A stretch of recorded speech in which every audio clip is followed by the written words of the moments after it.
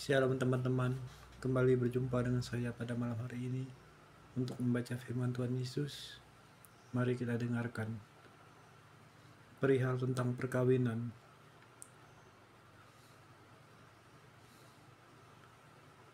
Perihal tentang perkawinan, saya akan baca pada malam hari ini 1 Korintus 7 ayat 1, 1 Korintus 7, 1 Korintus pasal 7 ayat 1 sampai 40. Perihal tentang perkawinan.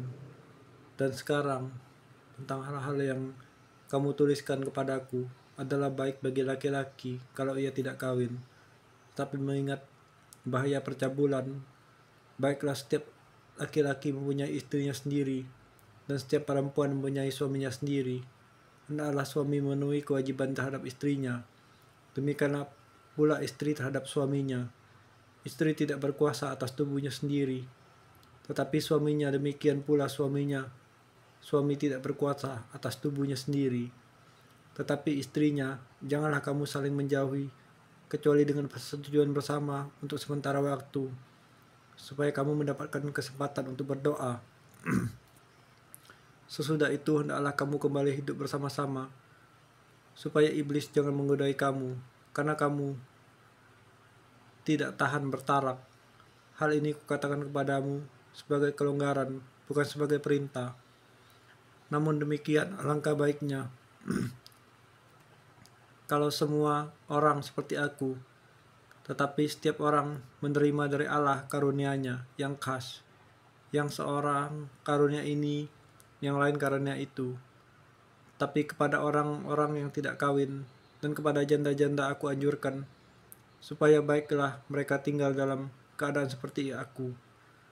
Tetapi kalau mereka tidak dapat menguasai diri, baiklah mereka kawin, sebab lebih baik kawin daripada hangus karena hawa nafsu.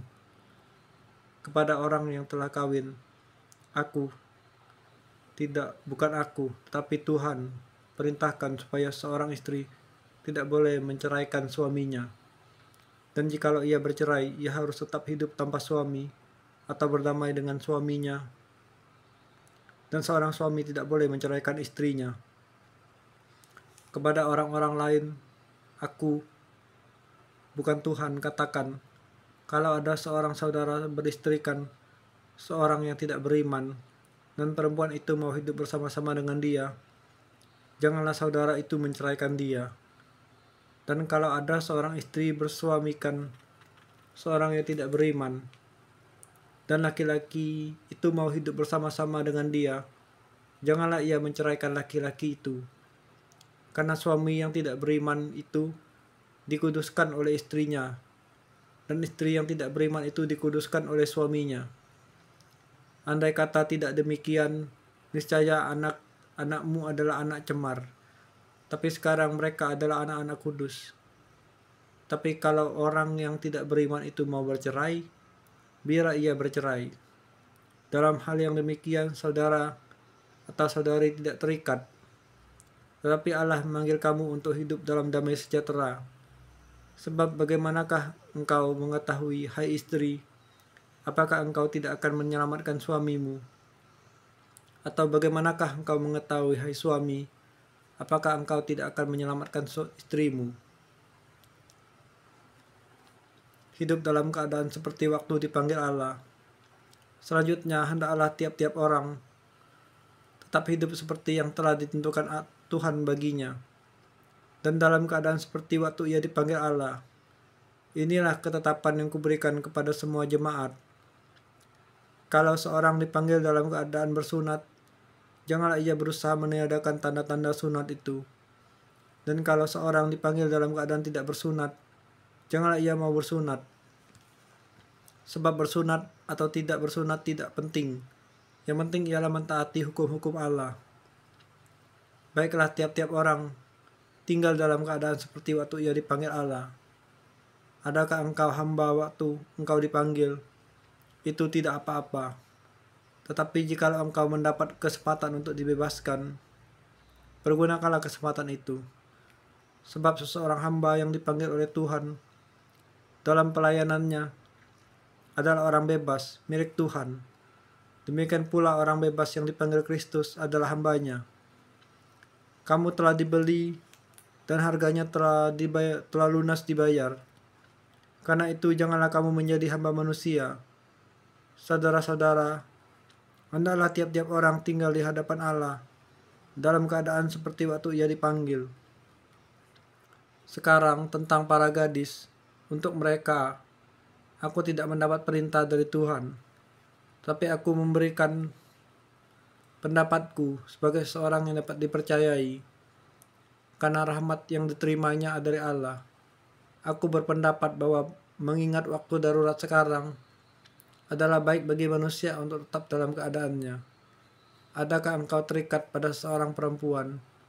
Jangan engkau mengusahakan perceraian. Adakah engkau tidak terikat pada seorang perempuan? Jangan engkau mencari seseorang. Tapi kalau engkau kawin, engkau tidak berdosa. Dan kalau seorang gadis kawin, ia tidak berbuat dosa. Tapi orang-orang yang demikian akan ditimpa kesusahan badani, dan aku mau menghindarkan kamu daripada kesusahan itu. Saudara-saudara, inilah yang kumaksudkan, yaitu waktu telah singkat. Karena itu dalam waktu yang masih sisa ini, orang-orang yang beristri harus berlaku seolah-olah mereka tidak beristri. Dan orang-orang yang menangis seolah-olah tidak menangis. Dan orang-orang yang bergembira seolah-olah tidak bergembira. Dan orang-orang yang membeli seolah-olah tidak memiliki apa-apa yang mereka beli. Pendeknya, orang-orang yang mempergunakan barang-barang duniawi seolah-olah sama sekali tidak mempergunakannya. Sebab dunia seperti yang kita kenal sekarang akan berlalu. Aku ingin supaya kamu hidup tanpa kekhawatiran.